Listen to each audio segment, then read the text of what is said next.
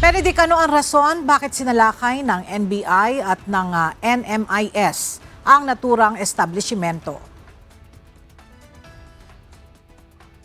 Magandang tanghali, Ella. Ayon sa National Bureau of Investigation, may natanggap umano silang sumbong mula sa isang complainant patungkol sa illegal na operasyon ng unauthorized poultry dressing.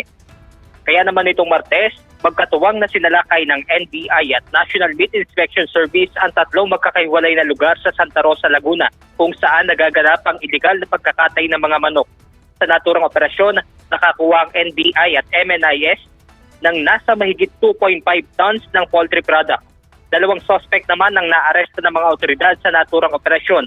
Natuklasan din ng mga otoridad na walang kaukulang permit mula sa lokal na pamahalaan ang naturang katayan ng manok.